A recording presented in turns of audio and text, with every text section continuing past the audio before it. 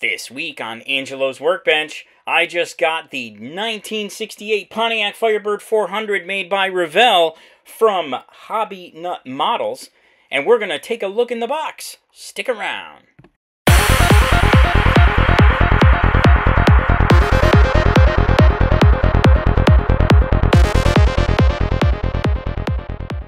Hey everybody, it's Angelo with Angelo's Workbench, here with a kit review. So the 1968 Pontiac Firebird 400 kit is back out by Revell. This kit I got from Hobbynut Models. My latest order from them just came in. It was this kit, as well as another one of those Boss 351 Mustangs that I have some plans for, to maybe do one of those 3D printed body kits. I think looks pretty wild. We'll see how that goes. But let's just take a quick look at what's in this kit. We'll start with the instructions. So this is a 2-in-1. And it says on the box here that it is 25th scale. A skill level 4, which, I mean, take that as with a grain of salt. They're all over the place with these skill levels. And then they have a little bit of a little blurb on the car. You know, the Pontiac division had decided it needed a pony car. And then they have the paint guide here with all kinds of colors on there. So, yeah, it tells you basically what's going on here. 122 parts molded in white with water slide decals, like most kits have. And taking a quick look at the instructions, I like, going back to the box art for just one second, I really like the box art. How it shows you the 2-in-1, but then it also shows you the other one in a drawing here, which is really cool. I may have to get another one of these just so I can build it both ways, because I really like them both, and the jury is still out as to whether or not I'm going to go with this way or this way. We'll see. It's going to be a very, very difficult decision because they are both so cool. So then going to the decal sheet, Revell obviously in recent years has really stepped up their decals. We have all the hood decals, we have the decals for that custom 2-in-1, we have interior decals with the wood grain, the red line tires, of course, stripe options, whether you're going to do a black stripe, white stripe, or red stripe, depending on what color you're doing. We have all the emblems for the car, all the gauges for the car, all the underhood decals for the car. It's a decal fest. And that just adds to the realism and just makes it look really, really cool. So going through the instructions here, just take a quick spin through. Obviously, the first page, we have paint colors galore and loads of parts. And it tells you the name of every part, which is very educational. You can learn what certain parts are called. And then, like most model kits, we start with the motor, right? So right off the bat, we've got the stock and the custom breakout, telling you, hey, this is for the stock, this is for the custom, and obviously you can build up both motors. And there are decals, of course, to be used. And from the engine, we go over into the chassis, and again, we have call-outs for the differences between stock and the custom drag racer. Suspension continues, and then we're on to the body. Detailed paint instructions for whichever one you're going to do. They lay it all out for you. Then it's on to the interior. I like the interior. It has the side panels separately, so that's always very good for detailing purposes. And then we have further instructions. We go on to mount the body to the chassis. And then there is a very important note here. It says to install the assembly from step 28 first. Do not cement yet. Once the body has been installed, then you can cement it. So keep your eyes peeled. Make sure you're reading your instructions. They have that there for a reason.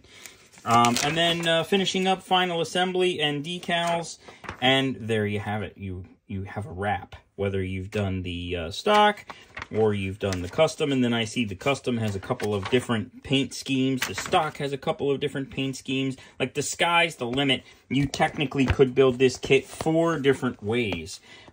Stock, and then stock/custom with the custom paint and custom decals.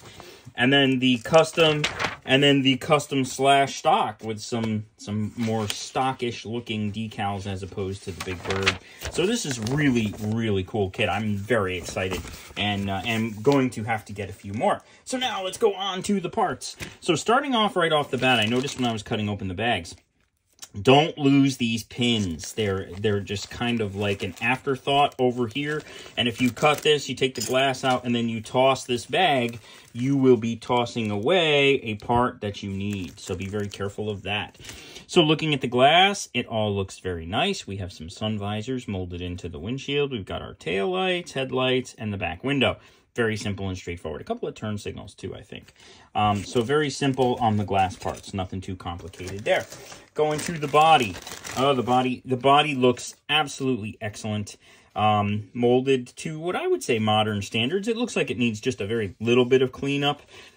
Looks absolutely fantastic. Molded in wipers. I know a lot of guys aren't a fan of those, but you know what? You paint them up, they look fine. We've got the Pontiac and the 400 emblem here on the trunk.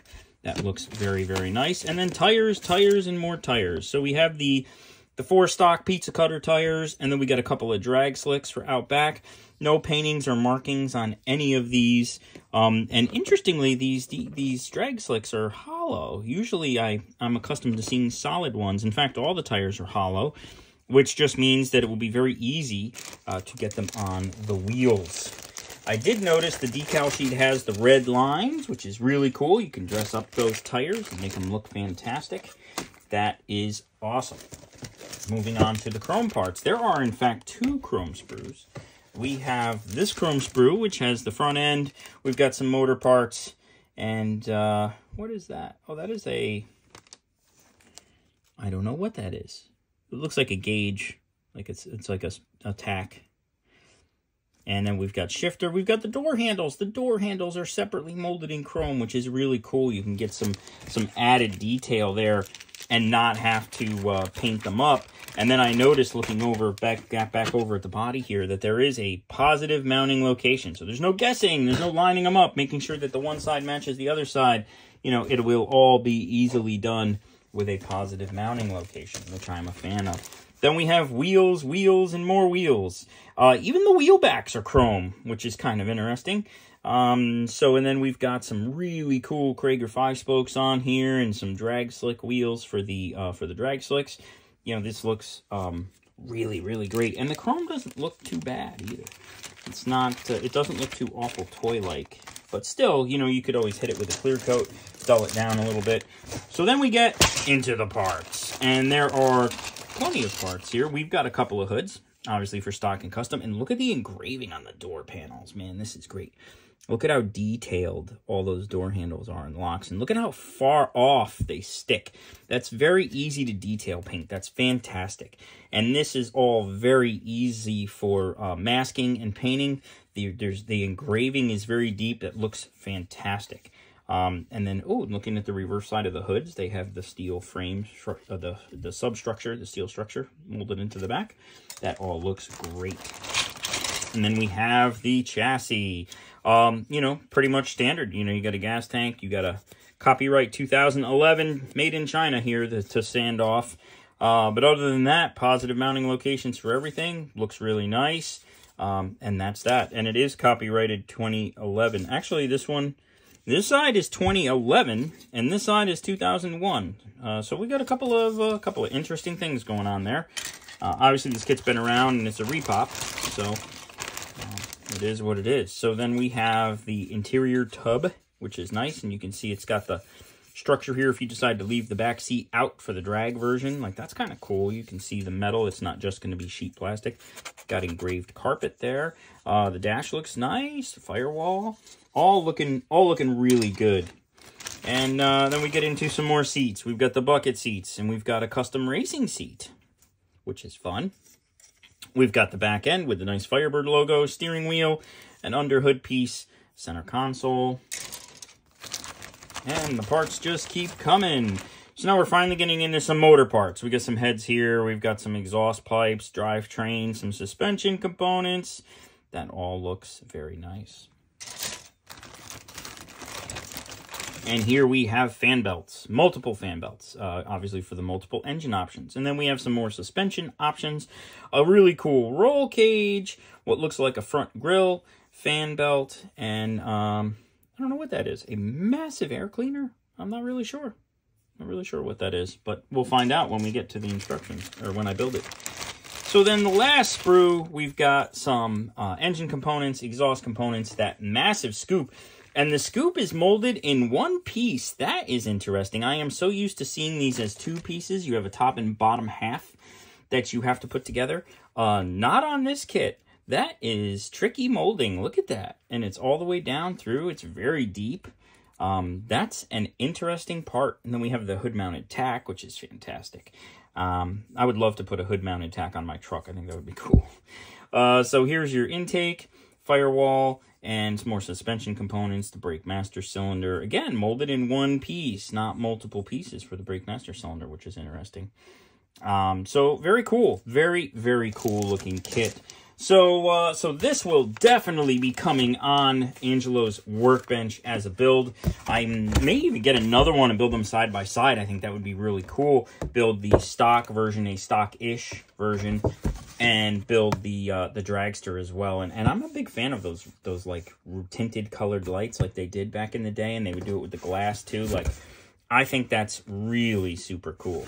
So stick around on Angelo's Workbench. This is going to be coming. Next week, I hope to get back to the Mustang Cobra. Motorcycle season is coming, and it's just been a little crazy busy for me. I haven't had a lot of bench time, so I'm hoping to get back to work on the Mustang and update you on all the progress there. We'll be finishing that kit up soon and moving on to a new project. So stick around, and thank you for watching. Don't forget to follow the link in the description. Go check out Hobbynut Models, where you can get your Firebird 400. Don't forget to check me out on Facebook, TikTok, and Instagram. Don't forget also to like, share, comment, subscribe. All of those things help me out. I hope you'll come on back and join me next week. We'll get back to work on that Mustang, as I said. And coming up soon, we'll be doing this Firebird 400. See you all next week.